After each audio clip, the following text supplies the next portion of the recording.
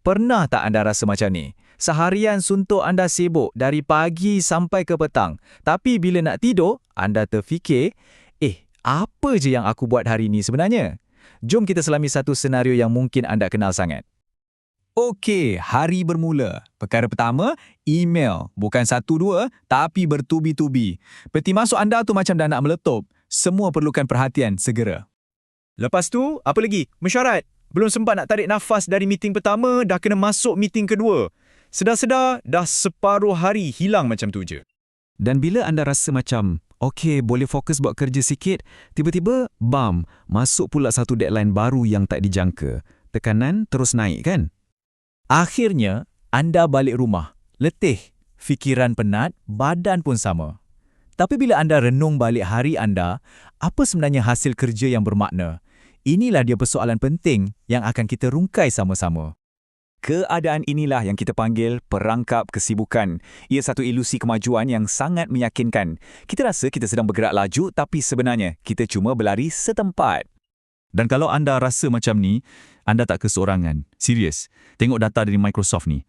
Hampir separuh daripada pekerja di seluruh dunia rasa benda yang sama. Sibuk, ya, tapi produktif? Tak juga.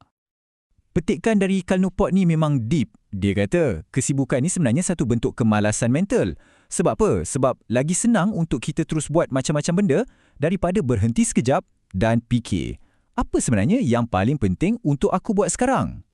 Dan ini bukan setakat perasaan tau. Benda ni ada kos sebenar.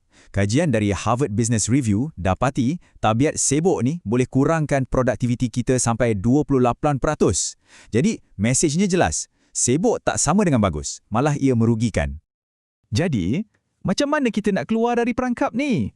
Jangan risau, ada jalan keluarnya. Jawapannya terletak pada satu kerangka kerja yang sangat sistematik.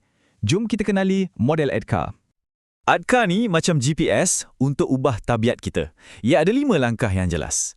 A untuk awareness atau kesedaran, D untuk desire, keinginan, K untuk knowledge, pengetahuan, A lagi satu untuk ability, kebolehan, dan R untuk reinforcement atau pengukuhan. Okey, jom kita mulakan dengan 2 langkah yang paling asas tapi paling penting. Sedar yang kita ada masalah dan ada keinginan yang membara untuk berubah. Kesedaran ni bermula dengan kita terima satu hakikat mudah. Sibuk tak sama dengan berguna. Buat banyak benda tak semestinya kita capai banyak benda. Ia cuma aktiviti, bukan pencapaian. Untuk betul-betul sedar, cuba tanya diri anda 2 soalan ni setiap malam. Jujur dengan diri sendiri. Jawapan anda tu akan jadi macam cermin yang tunjukkan sama ada hari anda tu produktif atau cuma penuh dengan kesibukan yang sia-sia. Lepas dah sedar, kita perlukan keinginan untuk berubah. Petikan ni sangat kena. Isu kita bukan tak cukup masa. Isu kita ialah apa yang kita pilih untuk buat dengan masa yang kita ada. Keinginan nak berubah ni mesti datang dari dalam diri. Okey, bila dah ada kesedaran dan keinginan, barulah kita boleh bergerak ke langkah seterusnya. Kita perlukan pengetahuan yang betul dan kebolehan untuk bertindak. Jom kita masuk bab praktikal. Jadual ni tunjuk beza yang sangat ketara. Tengok belah kiri, orang sibuk. Mereka ni sentiasa reaktif. Apa saja yang datang, dia sambut. Tapi orang produktif di sebelah kanan pula, mereka proaktif. Mereka yang kawal hari mereka, bukan sebaliknya. Untuk bina kebolehan ni, kita mulakan dengan langkah-langkah kecil. Tak perlu buat semua serentak. Cuba pilih 1 atau 2 je untuk diamalkan esok. Mungkin matikan notifikasi telefon atau pilih 1 je tugasan paling penting. Ingat, perubahan besar bermula dari tindakan kecil yang konsisten. Dan langkah terakhir yang akan pastikan perubahan ni kekal lama ialah pengukuhan. Sebab ubah sekali je tak cukup. Kita kena jadikan ia tabiat.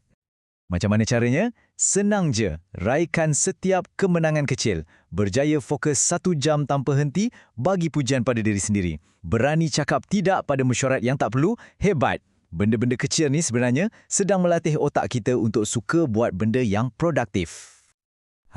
Cuba jadikan ini sebagai rutin hujung minggu anda. Tanya 2 soalan ni je. Ia akan bantu anda kekal di landasan yang betul dan pastikan anda sentiasa bergerak dari hanya sibuk kepada betul-betul memberi impak. Jadi, kesimpulannya semua ini berbalik kepada satu perkara yang mudah. Menjadi produktif ni, ia bukanlah satu bakat atau rahsia. Ia adalah satu pilihan. Pilihan yang anda buat setiap hari, setiap jam. Dan petikan daripada Greg McKeown ni merumuskan semuanya dengan padat. Kalau anda tak tentukan apa yang penting dalam hidup anda, Orang lain yang akan tentukan untuk anda. Sama ada anda kawal jadual anda atau jadual anda yang kawal anda. Pilihan di tangan anda. Jadi, saya nak tinggalkan anda dengan satu cabaran. Hari ini juga tentukan apakah satu perkara paling penting yang anda mesti selesaikan.